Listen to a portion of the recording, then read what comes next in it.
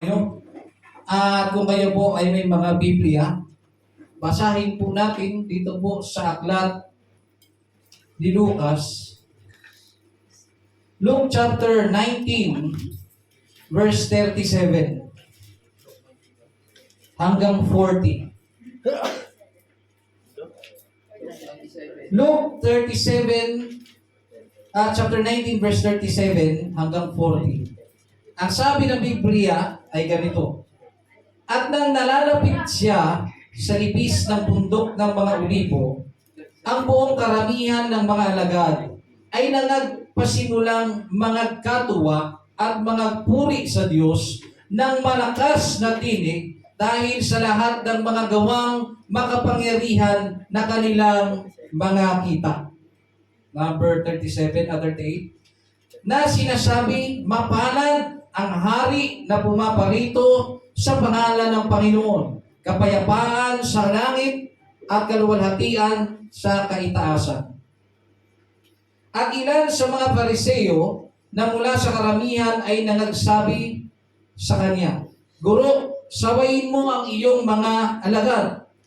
At sumagot siya at nagsabi, Sinasabi ko sa inyo na kung hindi mangagsiimik ang mga ito, ay mga batoy sisigaw.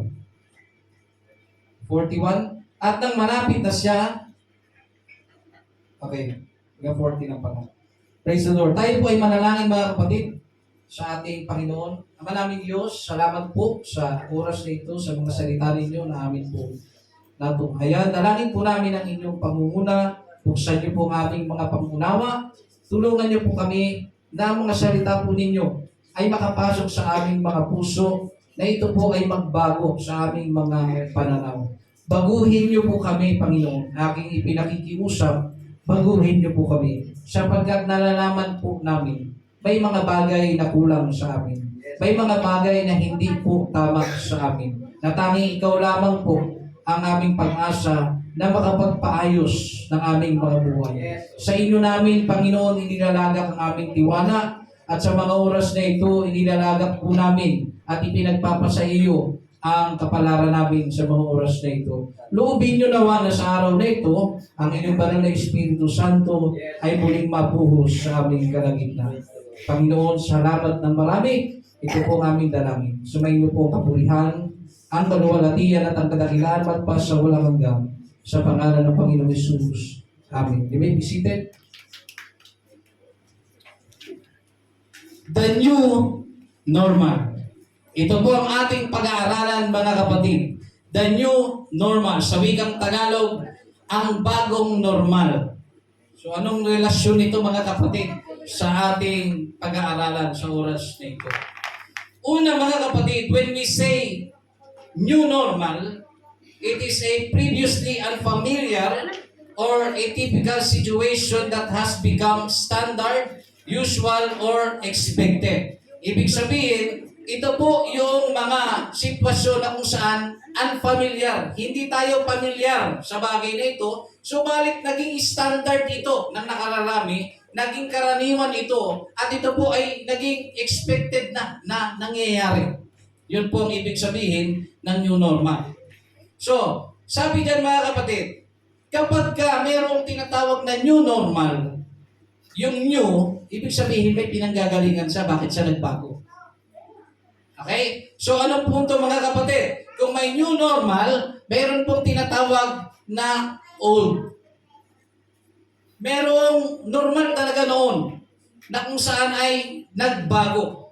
At yung pagbabago ng new normal na yon, na hindi pamilyar sa mga tao, ay naging pamantayan na. Naging sukatan na po ito, mga kapatid, ng kanilang mga buhay. Ang layunin po ng ating pag-aaral ay ibalik po sa normal na kalagayan ang tao sa harapan ng ating Panginoon. Bakit po? Kasi po, nasa new normal era po ang iba sa atin. Hindi po ganun kakunti, pero marami na nasa new normal era na, mga kapatid, sa pagiging Kristiyano. Ang sabi po sa Proverbs chapter 16 verse 25, may daan na tila matuwid sa tao, ngunit ang dulo niyaon ay ang mga daan ng kamatayan. Sa usapang karnal o makalaman, kung ito po ay ipapaliwanag sa pinakamababaw na bahagi, yung daan na tila matuwid sa tao, sa dulo niyaon ay may kamatayan. Kung ipapaliwanag po ito po ay kagaya ng isang sitwasyon sa gang. Alam niyo po ba ang gang?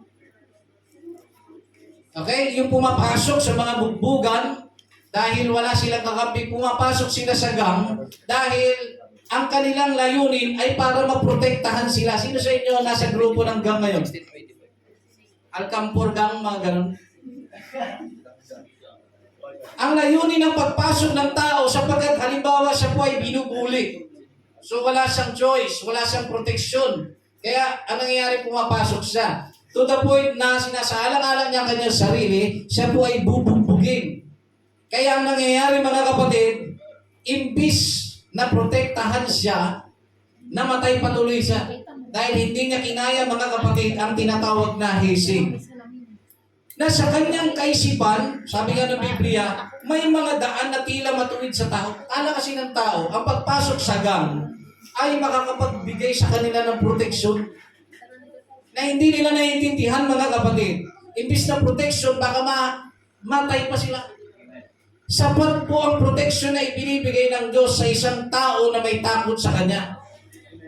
Yung proteksyon ng gang na pwedeng ibigay sa iyo ay hindi po pwede na itapat sa proteksyon na kayang ibigay sa iyo ng Diyos. Dahil yung gang, kung saan ka naroon, mga kapatid, ay pwedeng i-abolish ng Diyos kung gugustuhin niya. So, sa spiritual na pamamaraan naman, na may mga daan na tila matuwid sa tao, ngunit sa dulo niyaon ay mga daan ng kamatayan. Sa spiritual na pagpapaliwanag, ang unang nabiktima sa bagay na ito ay si Adan at si Eva. Noong siya po ay tuksuhin po si Eva ng ahas, sabi niya, pag kinain niyo yung prutas na yan, magiging parang mga Diyos kayo. Malalaman nyo ang tama at mali. Kaya ang nangyari, mga kapatid, nung nakita ito ni Eva, nakita ng kanyang mga mata na ang ganda. Sumunod, nagnasa ang kanyang laman. Ano kayang lasa niyan? Sumunod, gumana ang kanyang pride na nagsabi sa kanyang loob-loob. Kahit di niya sabihin, yun talaga eh. Kaya mo kinain kasi gusto mong maging gaya ng Diyos. Na nalalaman ang tama at mali. Nung kinain po yan, mga kapatid ni Eva, binigyan niya ang kanyang asawa. Amen po? Akala niya matuwid. Sabi nga, may mga daan na akala ng tao matuwid sa kanyang harapan, ngunit kamatayan para sa dulo niya. So ano po nangyari, mga kapatid? Pumasok po ang kamatayan dahil po sa pagsaway ng tao. Sa pagsuway ng tao. So, ang Panginoon ay hindi po nagkulang. Siya po ay nagbabala o nagbigay ng utos na huwag ninyong kakainin ang punong kahoy na nasa gitna ng halamanan. Sapagkat kung yan ay kakainin ninyo, walang salang kayo ay mamamatay. So anong nangyari? Kinain, sila po, mga kapatid, ay nagkaroon ng kamatayan. Namatay po ba sila biglaan? Hindi po. Pumasok po ang kamatayan. Kaya yan po ang dahilan kung bakit may mga bata nagtatanong, bakit kailangan pang mamatay ni mama? Bakit kailangan pang mamatay ni papa? Bakit kailangan mamatay ng tao? Hindi naman po talaga dapat nakadisenyo ang tao sa kamatayan. Nangyari at pumasok ang kamatayan dahil po sa pagsaway o sa pagsuway ng tao sa Diyos. So yung inisip niyang matuwid gawin, totoo, nalalaman niya ang tama at mali. Kaya nga nung nakita nila, pareha silang hubad, mga kapatid, nakita nila ang tama at mali. Nakita nilang sila po ay nakahubad at sila po ay gumawa ng paraan para sakluban ang kanilang mga katawan. So nabiktima, mga kapatid, ang tao. So yung nangyari, mga kapatid, na normal na nakahubad ang tao, pumasok ang new normal. Bagong normal. Hindi pangkaraniwan. Sabi nga it is a previously unfamiliar A typical situation that has become standard. So nangyari mga kapatid, kaya nga nung naglakad ang Diyos, sabi ng Biblia, lumakad ang Panginoon, hinanap niya, Adan, saan ka naroon? Nagtago siya. Matakot po ako sapagkat ako yubad. Ang sabi ng Panginoon, sino nagsabi? Bakit? Kasi hindi po normal na ang tao ay magtaklob ng kanyang katawan sa panahon ng Genesis. Nalaman ng Diyos na sila ay sumuway sa pagmamahal ng Panginoon. Yung normal, ginawaan ng paraan ng Diyos. Dinamitan sila ng Diyos para sa new normal. Ano pong nangyari mga kapatid? Kaya tayo may mga damit.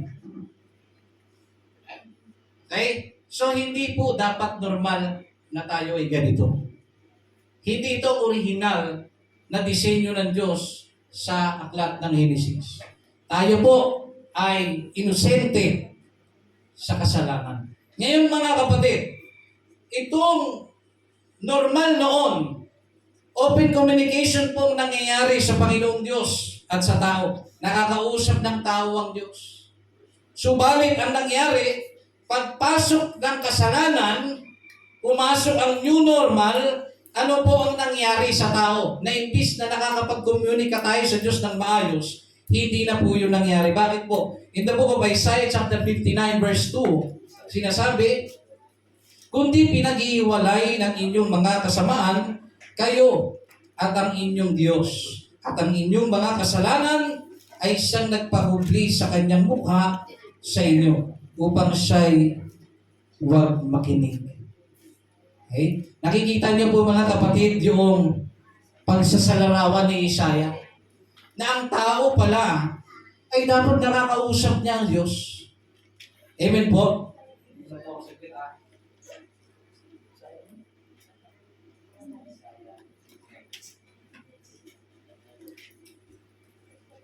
Nakakausap pala dapat ng tao ang Diyos. Subalit dahil sa kasamaan, pagpasok ng kasalanan mga kapatid, ang orihinal na dapat mabuting tao ay naging masama mga kapatid sa harapan ng Panginoon to the point na siya po ay pinananahanan na ng kasalanan. Kaya kapag siya ay tumatawag, walang Diyos na nakikinig. Kaya dumating ang point na kung saan may mga tao na sumikat na paniniwala, yung tinatawag po na atheist o yung mga ateista. Pag sinabing ateista, ito po yung mga taong hindi naniniwala sa Diyos. Pero bago sila nakumbinsing, hindi sila naniniwala sa Diyos. Mayroon pong pinag-ugatan ang lahat ng yun.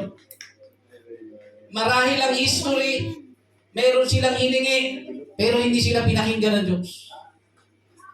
Maaaring nakarinig sila ng salita ng Diyos na sinasabi, kung hihingi ka, bibigyan ka. Kung umanap ka, ikay makakasumpong. Kung kakato ka, pagbubuksan ka. Subalit, hindi ganun na nangyari nung kanilang ginawa yon, kaya dumadating sa punto na wala talagang Diyos. Ang Biblia ay hindi totoo. Yan ang sinasabi nila. Pero kung atin pong babalikan ang orihinal, kung bakit dumadating sa punto na nagwawander ang tao, kung bakit meron pa talagang Diyos o wala, dahil po sa kasalanan. Kahit anong hingi ng tao sa Panginoong Diyos, hanggat siya po ay naliligo, lumalangoy sa kasalanan, hindi po mapapabulaanan ang salita ni Isaiah na dahil sa kasalanan, naghiwalay po ang ating komunikasyon sa Diyos. Na ang mukha ng Panginoon ay bumaling at hindi po niya tayo nabibigyan ng pansin. Dahil po yan mga kapatid sa kasalanan. At ang kasalanan mga kapatid, ay nagbubunga ng kamatayan. So magmula sa normal, mga kapatid, pumasok ang new normal. Bigla na lang nag-new normal, mga kapatid. Ano? Example, ang new normal ay naging tanyag na salita nung pumasok ang COVID-19. Ano? Yung new normal, mga kapatid, ang nangyari, noon, pag lumabas kang naka-face mask ka, nung wala pang COVID iniisip ng tao may sakit yun. Lumayo kayo, may sakit yan. Yung isa naman, na nakaka-open, Baka nababahuan sa hininga mo. Kaya nag-face mask. So, hindi siya normal. Pero nung pagpasok ng COVID, pumasok din ang new normal. Pansinin nyo? Na noong, nung naganap ang COVID, pag hindi ka naka-face mask, virus ka, umalis ka sa harapan ng marami. Hindi ka pwedeng pumasok sa establishmento. Hindi ka pwedeng pumasok, mga kapatid, sa Jollibee. Hindi ka pwedeng pumasok sa McDo, sa anumang establishmento nang wala kang face mask. Sumunod, after ng face mask, mga kapatid, pumasok naman ang isang pang uri ng new normal, vaccine. Pag wala kang vaccine, mga kapatid, hindi ka rin pwedeng makapasok. Sino sa inyo ang mga nabaksinan? Mga kapatid, taas ang kamay. Ay, madali, mahirap na hanapin. Yung hindi nabaksinan, taas ang kamay. Sinanay, oh. Madami din pala. Praise the Lord. Mga kapatid, yung hindi normal noon, biglang naging normal. Tama? Dahil yan sa epekto ng COVID-19. So, sumikat ang salitang new normal. Ang sabi nga noon, ayon sa pag-aaral, ang tao daw, magiging normal na daw sa kanya ang naka-face mask.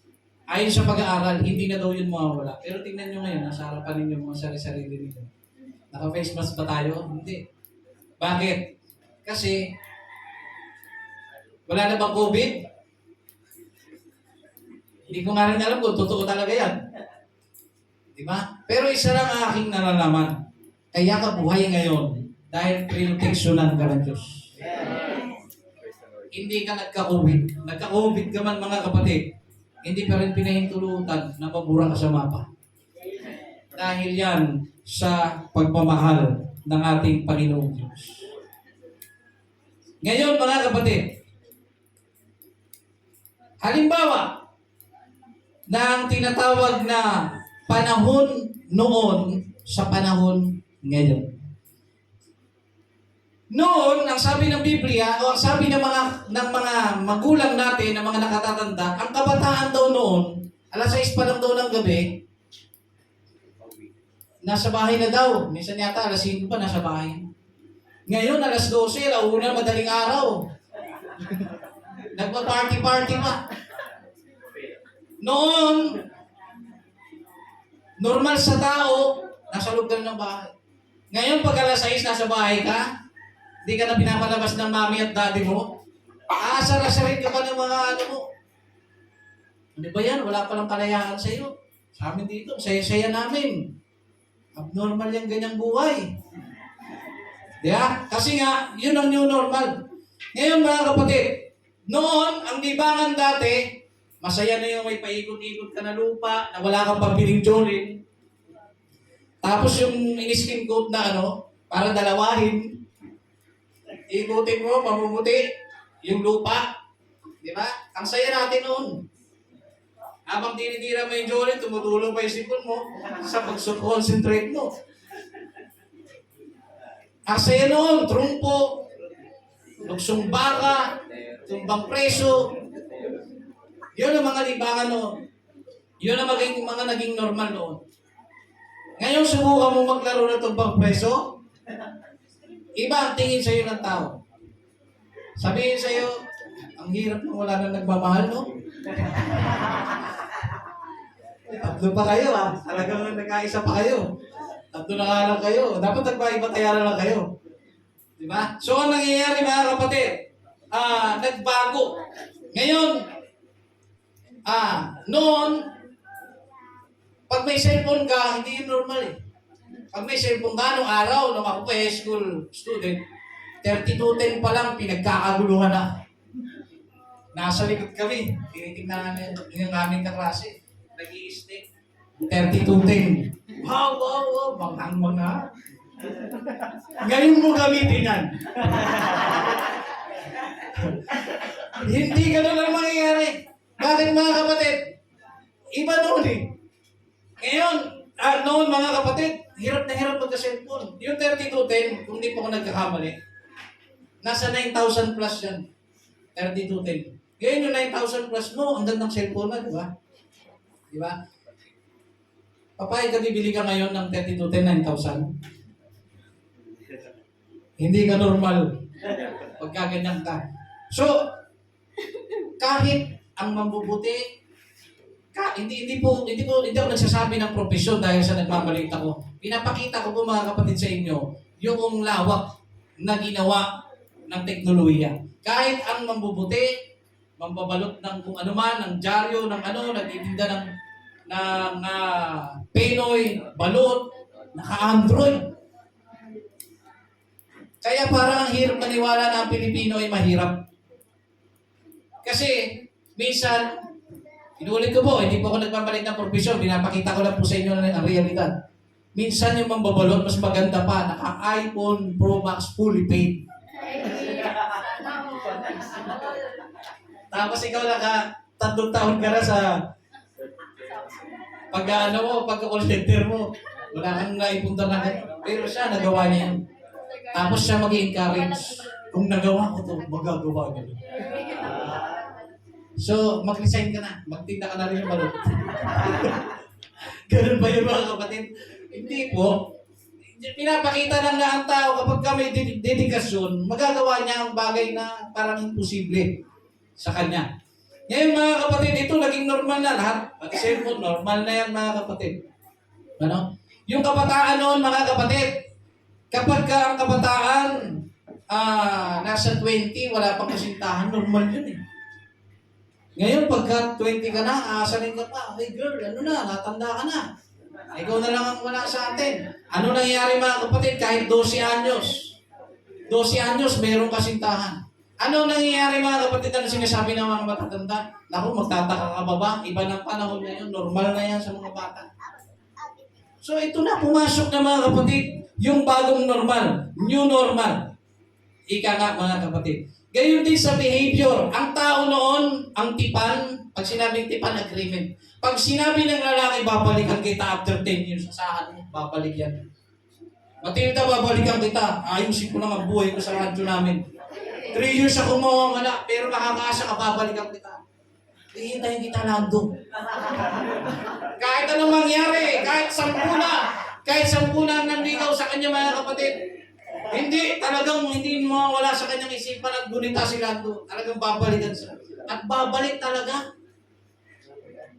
Hindi lang yan babalik pag namatay. Pero pag bumalik, babalik talaga. Kasi nga, yun ang normal. Pero ngayon, pag sinabi, babalikan kita. Pag di pa ako nakahanap ng iba. Ganun ba yun mga kapatid? Napakahirap magtiwala ngayon. Yung tumatambay-tambay lang sa harapan mo, may inala ka na eh. Hindi naman normal na nandito ka eh. Yung normal to, utang ka no? Minsan na tao, hirap ang magpautang. Kasi kilala mong makunat pa si Donut. Pag-utang ba eh, pagsigil galit, sabi nga. Ang nangyayari, ayan na, pumapasok na tayo sa ganitong sitwasyon. Sino sa inyo, alam ko naman lahat na nakakita ng dagat. Di ba may kanta yan? May kanta yan yung asin eh, tungkol sa dagat. Dati ang tubig, basta yun. Ngayon namamatay dahil sa ating kalukuhan. Di ba may kanta yan eh? Hindi lang maganda yung tono ko. Yung dagat mga kapatid, kasi ang nagiging problema po ng tao, tingnan nyo sinisisi ng tao ang panahon kung bakit nangyayari ito. Sabihin, iba ang panahon noon sa panahon ngayon. Bakit nung Lunes noon, yun din ginamit na Lunes ngayon Diba? Yung January noon, na ginagamit, di rin naman nagbago. January pa rin naman ngayon. Anong nangyayari mga kapatid? Isinisisi nila, iniisip nila na iba na talagang panahon ngayon. So huwag ka na magtataka sa mga nangyayari. Ito ang panahon natin. Hindi ganun mga kapatid. Gaya po yan ang dagat. Ang dagat po mga kapatid, hindi pa tayo sinisilang. Dagat na yan. Sabi nga ng isang preacher, ang katuwaan ng isang dagat, ang katuwaan ng isang isda ay maparoon sa dagat. So yun ang kanyang buhay. Ano po ang ibig ko sabihin mga kapatid? Wala pong isda na nasa katinuan, nang pumunta ang mandaragat o ang maninisid o ang nanguhuli, doon tayo sa kapatagan, mahuhuli tayo rito. Walang normal na gano'n. Na lahat sila, pati butang din, dito, nakakatakot yung mga kapatid. Hindi yun normal. Pero ba't hindi sila umaalis doon? Kasi yun yung buhay nila. Tama? Ang tao hindi gano'n eh. Ang tao, pag hindi magandang nangyayari sa kanyang buhay, umaalis sa paglilingkod sa Diyos. Parang kang isda na pumunta ka sa bundok. Hindi ka rin naman mabubuhay, mamamatay ka pa rin. Kaya nga mga kapatid, pag naglingkod ka sa Panginoon, tapos aalis ka, ikaw ang pinakakaawa-awang tao sa mundo. Pero mo nasa protection ka na ng Panginoon.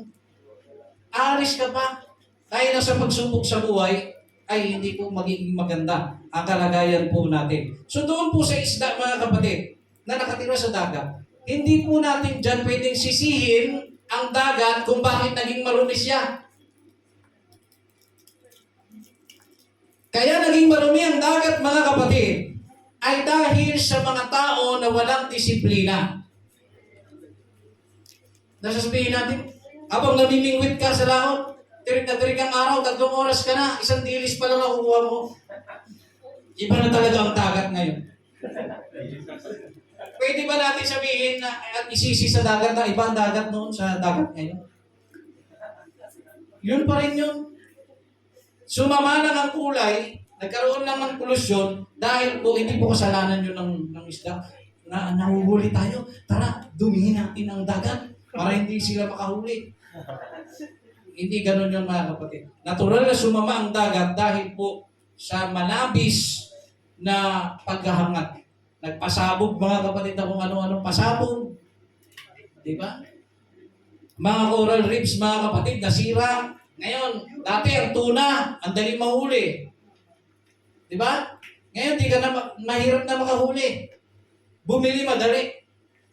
Di ba? So, ayun po ang nangyayari. Ngayon, sumunod. Gayon din sa Diyos mga kapatid.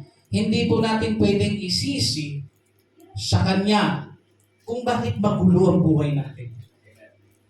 Alam niyo, ang dami ko pong nakita na pamilya. Hindi naman sobrang dami. Hindi rin naman sobrang konti. May mga nakita po akong pamilya na kung saan ay walang kapayapaan sa loob ng tahanan. Kasi hindi po lahat ng mag-asawa na nasa loob ng isang tahanan ay nagmamahalan. Yung iba na pikot. Yung iba na pilit. Yung iba na ipagkasundo. Kaya ang isang tahanang walang pagmamahalan, mga yan, maingay, walang kapayapaan. Kaya hindi lahat ng nagbubuo ng pamilya ay nagmamahal. Yung iba, disgrasya lang eh. Subukan mo huwag mong pakasalan niya, iaasom sa loob ka kita. Di ba? Napipilitan. So bakit nangyayari sa tao na nagiging terrible ang pag-aasawa? Nagiging terrible mga kapatid ang nagiging desisyon niya sa paglulobyo at paglulobyo. Naginamit lang sa tapos iniwang ka, inanakan ka lang.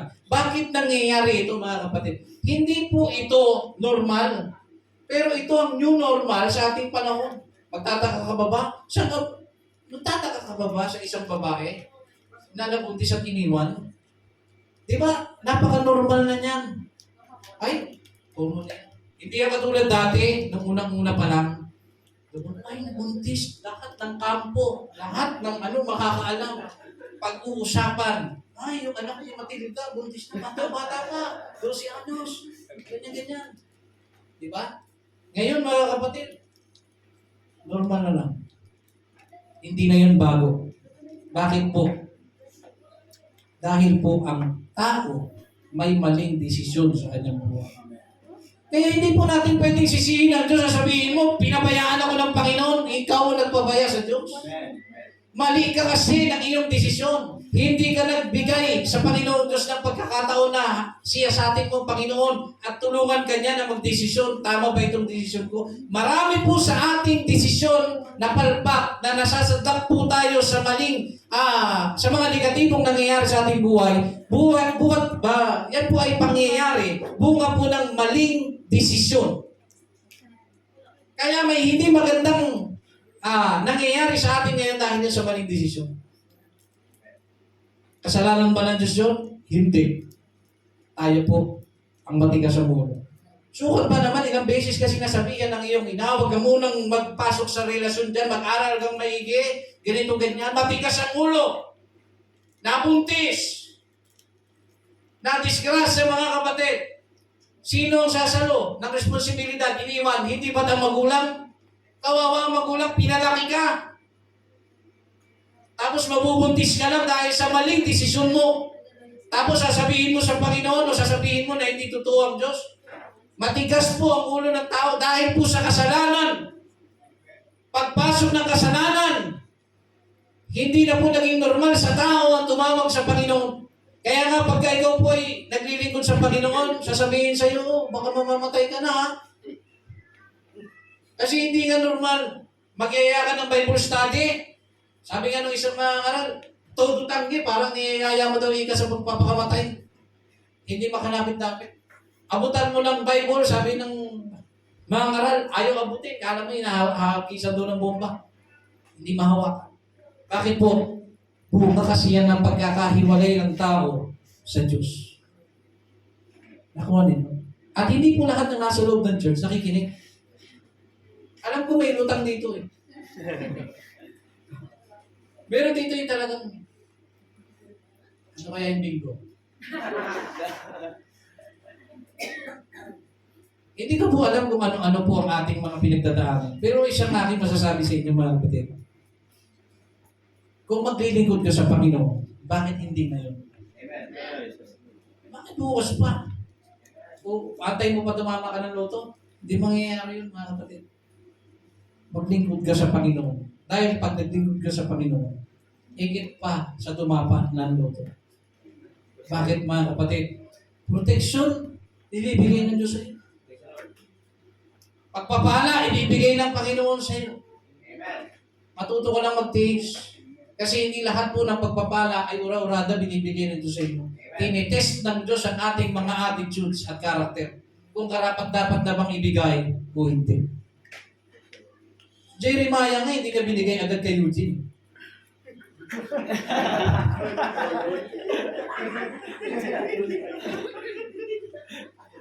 Cartoons lang yun, pero may aral pa rin yun. Ikaw ba? Ikaw ay isang ina o isang ama na kayo ay may masentang malaki. Tapos, anak, ipapamana na namin ito sa iyo. 12 anyos pa lang yung bata. Ano kayo mangyari sa asenda? Mga kapatid, ano mangyari sa asenda? Baka magkagula-gula nito. Bakit? Hindi pa kasi kaya eh. Ganun po ang Diyos. Huwag kayong bakit ganun? Nakikita naman ng Diyos ang kailangan mo. May time kasi hindi binibigay pa ng Diyos kasi hindi pa panahon. Kasi baka pag binigay sa'yo, lalo kang maaligaga sa buhay. Di ba? Ganyan ang tao eh. Tingnan niyo yung mga tumama ng loto, nawawala sa sarili. Di ba? Pag tumama ng loto, iniisip na agad kung saan pupunta, anong bibilihin. Di ba? Nakukontrol sila. Yun hindi normal. Hindi po yun normal mga kapatid. So sa ating pagpapatuloy mga kapatid, ang Panginoon, anuman ang mga nangyayari sa ating buhay mga kapatid, huwag po natin sisisihin, bagkos magpakumbaba tayo, aminin may mali po tayong mga desisyon sa buhay, baka naman pwede, Panginoon, pagbuksan mo ko sa huling pagkakataon, may tama ko ang aking buhay, tulungan niyo po ako. Bubuksan ka ng Diyos. Pakikinggan ka ng Diyos, mga kapatid. Ang sabi dito sa 2 Peter chapter 3 verse 8, Dapat huwag ninyong kalimutan, mga minamahal. Sinasabi ni Apostol Pedro sa mga mananampalataya na huwag niyo itong kakalimutan. Ang isang bagay na ito, na ang isang araw sa Panginoon ay katulad ng 1,000 taon at ang 1,000 taon ay katulad ng isang araw sa Diyos. Nakita niyo mga kapatid kung gaano makapangyarihan ng Panginoon. Ha? Ang sabi ng Biblia, 2 Peter 3:8, ang isang araw daw sa Diyos. Tandaan niyo po tandaan niyo po yung sinabi, ang isang araw sa Diyos, hindi sa langit.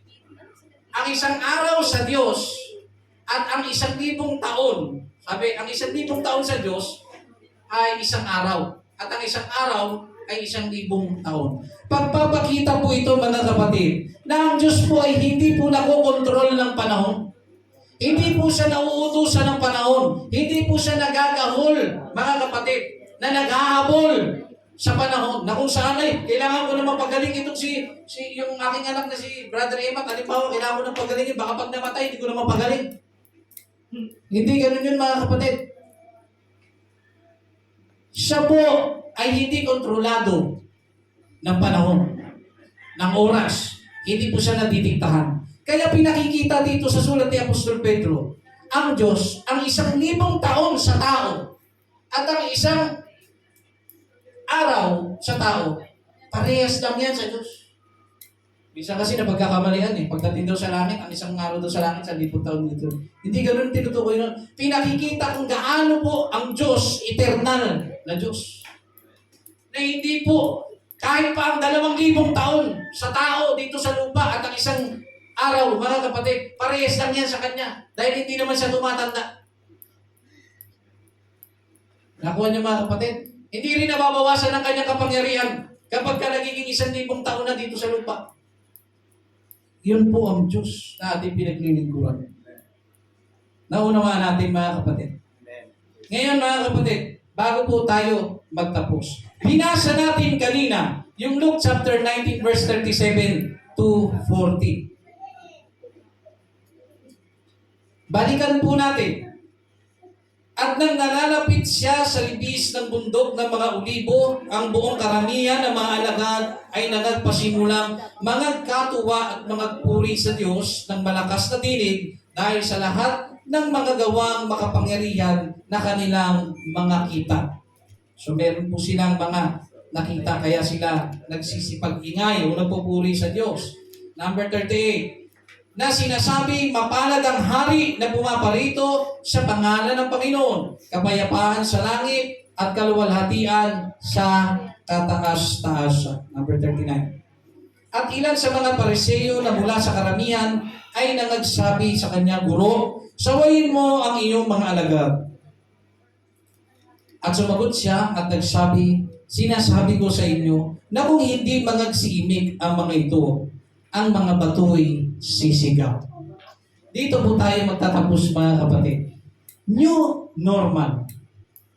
Ito po ang ating tinatalakay. Binigyan ko po kayo ng background sa kung ano po ang normal noon. At nang pumasok ang kasalanan, pumasok ang new normal. Pumasok ang karamdaman, pumasok ang new normal. Ngunit sa spiritual na ating pag-uusapan sa oras na ito, normal sa Panginoon na makarinig ng taong maingay na nagpupuri sa Kanya. Normal yun mga kapatid. At wala pong tanungan sa bagay na yun. Subalit ang normal na yun ay hindi naging normal sa mga Pariseo. Ano pong nangyari? Sinabihan nila ang Panginoon, sabayin niyo ang mga alagad. Bakit? Naiingayan sila. Yan din ang hindi maintindihan ng maraming tao. Bakit may mga simbahan na ang iingay? Pwede naman silang magsimba lang na hindi maingay. Yung nga nagiinom sa kanto, ang iingay. Ikaw pa kaya na nandito ka sa bahay ng Diyos at pinupuri mo ang Panginoon, hindi ka magingay. Hallelujah. Kailan ka mag-iingay pag may sugat ka? Balik mga kapatid. Ano po ang makikita nating aral sa bagay na ito? Nag-iingay po ang tao dahil mayroong dahilan. Dahil meron silang nakitang kamangha-manghang ginawa ng ating Panginoon. May nakita sila mga kapatid na kung saan may ginawa ang Diyos na naging dahilan ng kanilang pagsigaw, pag-ingay, mga kapatid. Dito natin makita na normal sa tao na kapag siya ay may ginawa ng mabuti ng Panginoon, siya po ay mag-iingay, magpupuri sa Panginoon. Gaya ng lumpo sa Beautiful Gate, pinagalingan siya, pinatayo yan nila Apostol, Pedro at Juan. Nung tumayo, mga kapatid, nagtatatalon siya sa templo. Paroon pa rito, pabalik-balik. Ano pong nangyari, mga kapatid? Pinuri nila. Pinuri niya ang Panginoon. Bakit? Ang tagal niya ng lumpo. Pinagaling siya. Hindi nga akalain sa kanyang buhay, mga kapatid, na mamamatay na lang siya lumpo. Pero nung siya po, mga kapatid, ay nakatayo sa biyaya ng Panginoon, sa himalang ginawa nila ang Apostol Pedro, tumalon siya. Hindi na pinag-uusapan kung gaano siya kahirap. Ang importante sa kanya, nakalakad siya. Nakita niyo, mga kapatid, kung gaano aswerte ang marami sa atin. Pera lang hindi ka makapaglingkod sa Panginoon. Subukan niyo magpalit ng lumpo. Wala ka ng pera, lumpo ka pa. Diba? Kung makita ninyo, mga kapatid, kung gaano kayo maswerte, hindi natin sa inaano. Gusto ko lang ipakita yung realidad sa inyo. Di ba kilala niyo si Chris Aquino? Nasa ka ng yaman. Diyan mo makita na kahit kaano ka kayaman, walang magagawa ang kayamanan mo once na tinapuan ka ng sakit. Amen. Kaya sa ating mga kapatid, may mga tao na akala mo, alam mo yun, dahil sa pera, hindi ka makapaglingkod sa Panginoon. Hindi naman ako kikita dyan Lakas-lakas ng kita paglingkod. Susunod na lang. Pag may panahon na ako, pag may sobrang oras. Alam niyo, mga kapatid, nagiging new normal sa atin na yung linggo na dapat ibinibigay natin sa Panginoon, hindi pa natin maibigay. Ibigay mo man, tutulog ka pa rin sa loob ng simbahan. Ibigay mo man, hindi mo naman binibigay ang pagpupuri na nararapat sa ating Panginoon. Alam niyo, mga kapatid, napakahalaga ng inyong buhay. Ang sabi ng Biblia, mga kapatid, mas mahalaga ang ating buhay kaysa sa ating mga pananamit. Hindi na mahalaga ang buhay kaysa sa pananamit sa ating mga kinakain. Alam niyo kung bakit, mga kapatid? Yung may buhay ka lang, gusto mo, mayaman ka, pero naghihirap ka dahil nagda-dialysis ka. Ano gagawin mo sa yaman mo na hindi ka makapagpamasyal dahil dialysis ka ng dialysis? Oo, dami mo pera. Pero doon lang, naghihirap ka sa ganong sitwasyon. Hindi natin nakikita na ito kahit mahirap tayo, mga kapatid, ito po ay isang malaking biyaya na mahirap ka pero wala kang buwanan na binabayaran sa himo o lingguhan na binabayaran, mga kapatid, sa tinatawag na pagdadialysis. Napakaswerte. At wala po tayong masasabi na matibay na dahilan para hindi po natin purihin ang Diyos. Alam niyo po, nakakalungkot po sa panahong ito na yung mga normal noon ay abnormal na ngayon. Ngayon, mga kapatid, pag nakakita ka ng tao na nagpupuri sa Panginoon, nanginginig, tumatalsik yung kanyang laway, nagpupuri sa Diyos, sumisigaw, napapuri sa Panginoon, pag wala kang alam, sasabihin mo, ano ba yan? Pwede naman magsimba lang ng bakit kailangan pa mag-ingay? Bakit? Kasi yung normal sa Panginoon, abnormal sa atin panahon ngayon. Yung normal na dapat sana makita ng Panginoon na nag-iingay ang tao, hindi po nangyayari. Bakit? Nalayo kasi ang tao sa Diyos. Nalayo. Kaya ang tao, mga kapatid, kapag nakatanggap ng biyaya, hindi nga maalala ang Diyos hindi nga mapagpasalamatan ng Panginoon. Hindi nga makasigaw, hindi nga, mga kapatid, mapuri na pasigaw ang Panginoon kung gaano naging kabuti ang Diyos sa kanilang mga buhay. Ano pa, mga kapatid? Pag-awit. Yung normal dati, nung maawit sa Panginoon, ng mga magpapurit pagsamba sa Panginoon, ngayon hindi na. Pag nag-awit-awit ka, sasabihin ng katabi mo, hipokrito. Pa-Christian lang yan. Pero hindi talaga yan. Isa lang yan, true it all, yung iba laklak. Ano nangyayari mga kapatid? Nababahira na. Ang paglilingkod noon na hinahanap ng Panginoon, napakahirap hanapin sa ating panahon. Kasi noon, ang sabi ng Panginoon, kung sino man ibig sumunod sa akin, kalimutan niya ang kanyang sarili. Pasanin niya ang kanyang krus at sumunod sa akin. Nasa ating panahon, kaya hindi makapaglingkod ang tao dahil po hindi niya magawang malimutan ang kanyang sarili. Sobrang halaga ng ating mga sarili.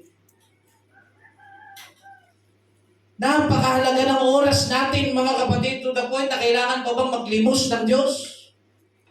Na to the point, mga kapatid, dadating ka kung kailan ka may sakit, tsaka mo maalala ang Panginoon sa iyong buhay. Kung kailan, mga kapatid, may taning ang iyong buhay, tsaka mo lang kikilalanin ang Panginoon sa iyong buhay. Mga kapatid, hindi po yan normal. Dapat kung ikaw ay walang sakit o may sakit, normal na dapat pinupuri mo ang Panginoon. Hindi pa pwede, mga kapatid. Nakala mo mga wala tayong kamatayan, ganyan ang tao eh.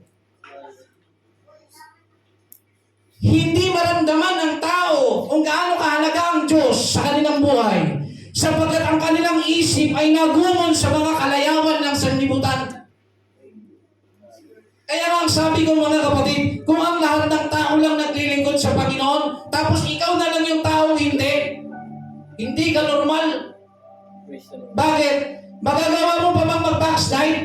Kung lahat ng tao naglilingkod sa Panginoon, pupunta ka ng SM sarado dahil naglilingkod sa Panginoon ng owner. Makakapamasyal ka ba? Kung sarado ang lahat dahil ang lahat ay naglilingkod sa Panginoon, hindi mo magagawang mag-backslide. Dahil, pasensya na sa salita pero totoo ito, nag-i-exist ito eh. Para kang tanga. Lahat ng tao naglilingkod sa Panginoon. Tapos ikaw lang panagala-gala ka lang. Pero bakit ang tao ay hindi naglilingkod sa ating Panginoon, Panginoon, mga kapatid? Alam niyo kung bakit? Malakas ang loob eh. Marami ka kasing katulad. Marami kang katulad na babaero. Marami kang katulad na sugalero. Marami kang katulad na magnanakaw. Marami tayong katulad na masama. Kaya ang nangyayari, mga kapatid, malakas ang loob ng tao. Yun ang realidad. Pero kung papapiliin kayo sa tatlong ito, mga kapatid, magbukas na ang ating kaisipan. Pamilya, pangarap o trabaho, o ang Diyos. Kung papapiliin tayo ng tatlong ito, mga kapatid, sa ating panahon, hindi normal pag sinabi niyang pipiliin niya ang Diyos. Kasi kung pinili mo ang Diyos, dapat matagal ka na naglingkod sa Diyos. Dapat wala ka ng bisyo ngayon. Dapat nararamdaman mo ang pagkilos ng Diyos sa iyong buhay. Kailan ka pipili? Kapag nasa panig ka ng karamdaman, doon mo lang maintindihan kung gaano kahalaga ang pamilya mo na binabaliwala mo. Ang nanay at tatay mo na sinasagot-sagot mo, nasa kahuli-huli ang pagkakataon na ikaw ay may sakit at karamdaman, sila pa rin ang nasa tabi mo at hindi ang barkada mo. Kailan mo maintindihan kung gaano kahalaga ang pamilya mo? Pag may taning na ang buhay mo, tsaka mo lang sasabihin, Ama, Ina, patawad, nagkamali ako. Kailangan pa ba tayong umabot sa sitwasyon na gano'n para lalo natin maintindihan, para lang maintindihan natin na mahal pala natin ang ating inay at itay? Pangarap, ayaw ng tao maglingkod sa Panginoon dahil sa pangarap, ang daming gustong gawin, ang daming gustong marating, ang daming gustong matikman, mga kapatid ng tao. Lalo na ng kabataan. Ayaw maglingkod sa Panginoon, boring dyan sa simbahan. Dito na lang ako sa Galaan. Dito na lang kami. Dito kami, etc. Mag-inom, magsugal, lahat. Habang bata pa, kailangan gawin na namin yung mga masasayang bagay kasi pag matanda na kami, di na namin magagawa. Isang kamangmangan, mga kapatid, na ang iyong lakas nung ikaw ay bata pa, na ngayong malakas ka pa, isang kamangmangan na hindi mo yan gamitin para papurihan ng Diyos.